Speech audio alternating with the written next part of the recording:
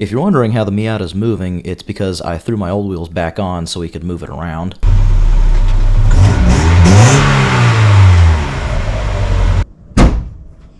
Whew! 2 catless cars at once. Stanky indeed. I thought that was going to be more. I would want a half-inch. I want a half-inch.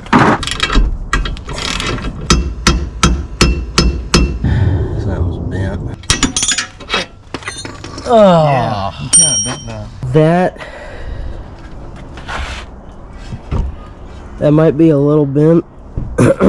Possibly the knuckle's fine. Possibly. I'm hoping I that think if that- anything was a breaking point for like a crumple zone, it well, was I the think wheel and it this was bolt. that bolt. Yeah, I bet this is fine because it just Yeah. if anything, it just would have gone in. Yeah, because there's play. Because there's inward and outward play. We're trying to hold the brakes up, and he was handing me these, and I was like, oh, they're different. These are some weird brake holders, and they're deep fryer handles that he uses for his truck. Yeah, okay. This is the bolt is bent. I have a new one on the way. Just ordered it. I also have a new axle bolt. The thing that bolts onto right here, it comes through here.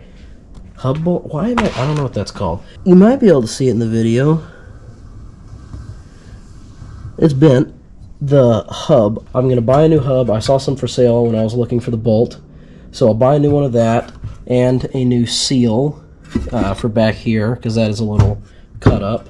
But the axle looks fine. We opened up one of the boots and there is a lot of play, inward and outward play to this. So I think during the impact they just kind of moved how they're supposed to, so those should be fine. I'm going to salvage the inner bushing, and the washer is all good, so I'm going to cut it right here so I can slip these off because I can't with this bend, and then new bolt, use the old nut and bushing, lubricate them, and it should all work. Let's get it.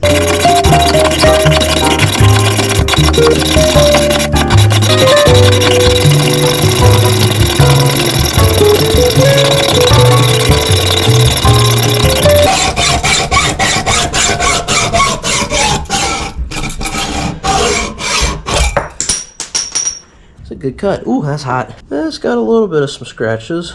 I don't think that'll mess anything up. Voila. One inner bushing. And one bent lower control arm bolt. Damn. Let's see. Whew. Yeah. The problem is you're missing a little bit over here. Oh, yeah. But I think that's going to be fine. Yeah, because that's just acting as a sleeve. Yeah, hang on to that. For show and tell. Mm-hmm. Yeah. It's good.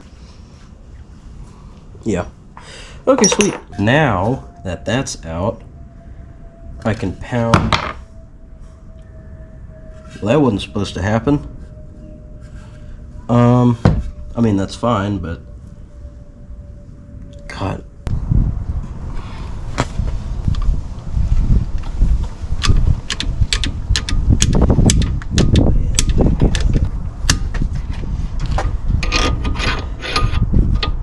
Yeah. What? I think that looks all right. I didn't film any of that. I got the out as one piece. Coilover, upper control arm, lower control arm, hub, knuckle, all that in one piece. Looks all too familiar. But now I know what I'm doing, so you can see the little bit of sunlight coming in through the strut tower. That's cool. Can you admire that for a second? That's like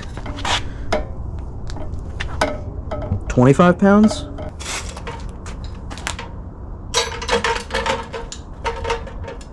It weighs 32 pounds. I'm not really trying to weight save with this car, but that's pretty cool. We got a package. New hub, bearing, and seal, all for the knuckle. I just took the air box out because for taking the steering rack off to get the subframe off, I need to, if you can see it, see that little white mark right there in the middle? That is a part of the steering rack, or the steering shaft going from the steering wheel to the steering rack. That has to come off by that little U-joint that separates with the splines. Then I'll be able to take the rack off. Big moment, kind of. Worked on it a little bit last night. I got the power steering lines. You're not going to be able to see anything. I can't even see anything from this angle. I got the power steering lines all disconnected. So what's going to happen is I'm going to drop the subframe with the rack and with some of the lines. It'll make it a lot easier. But it is pretty much all ready to go. We're going to hook it up to the engine lift. We just have to undo the engine mounts and then the 4 bolts or 6 bolts holding the subframe onto the car. Once that's done, we clean up the new subframe and swap the steering rack over and mount that thing up, and then everything else goes back on. Let's get it. Everything we just did you don't really want to see, so I didn't record it. Here's the subframe all out with the steering rack on. The steering rack looks okay. So here is the main damage.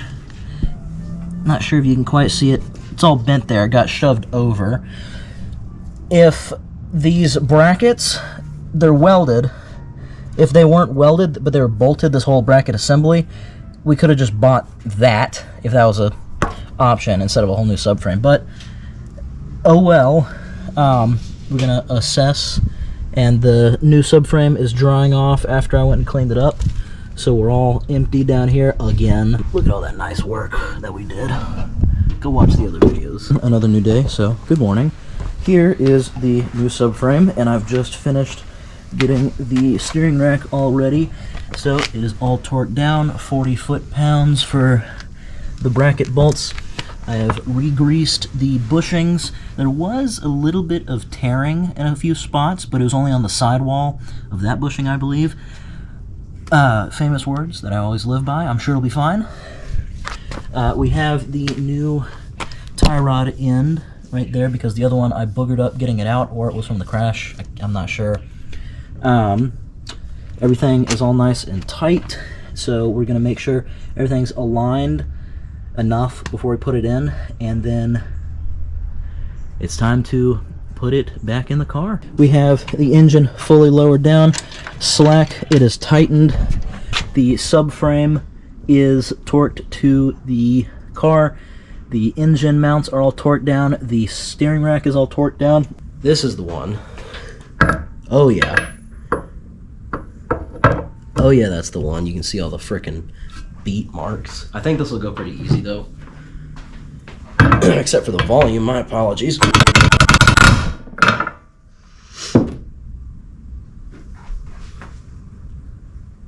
That didn't move.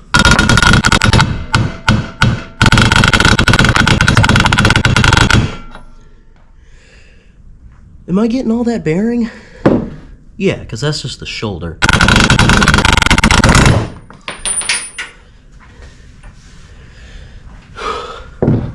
Ooh, there we go.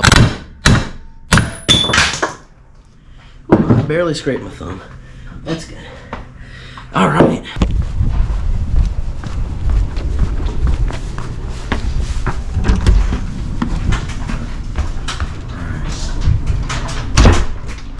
Oh, hello, dog. Oh my goodness. Oh my goodness, the baby. The baby.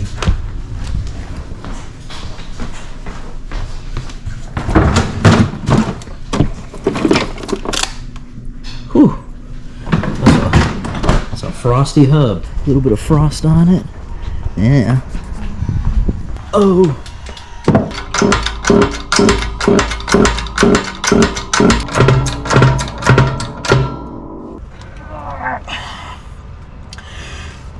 Oh, sporty.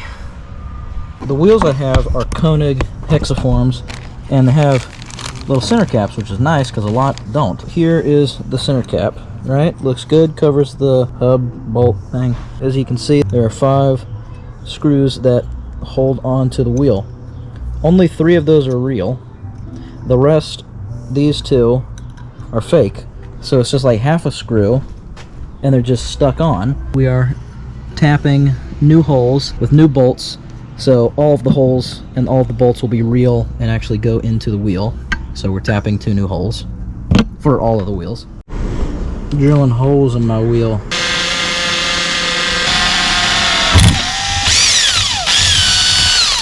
Wheel crumbs. Nobody said that before. Very soft. Is that good? Isn't it like aluminum? Mm-hmm. Yeah.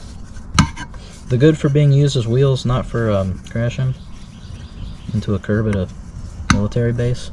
It's done. Not really, but it looks like it. Bleed the power steering. Put the airbox back before that. Put it under its own weight. Torque everything. Get in alignment, and then it's done. First start again.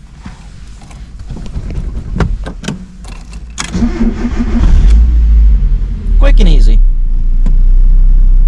Oh, well, hello.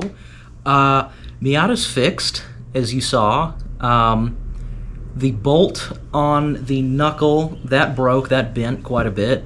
And the wheels, of course, and the front subframe was bent. All back together, all torqued. I did go get an alignment, so that's all squared away. Honestly, it feels like it handles better than it did before the crash. I'm not saying that's because of the crash, but I think going back and looking over things after having driven it for a little while and making sure everything's tight and making small tweaks, it might have kind of ironed out some kinks. One thing that we did do is we put different brake pads on it. The ones that I'd had before were green or something. I'm not sure of the brand. I didn't like them. They did not feel good at all, so I went to an OEM brake pad. Oh my god, they feel great. They stop nice and hard. You've got plenty of feedback. I was kind of like, oh, I don't want to go stock. I want to make it sporty and race car and whatnot. The stock brake pads, and I have a completely stock braking system aside from the braided steel brake lines, stock fluid, everything. They feel great. So if you've got a Miata and you want to fix it up and you're like, oh, I should get some performance pads or whatnot, go for the stock ones. As someone who tried to go for a performance pad, get the stock ones. They feel great. Hold on, I can give you a little preview of what's to come. I think you can probably guess what that is. I'm very excited about that. Thank you so much for watching, and I will see you in the next one.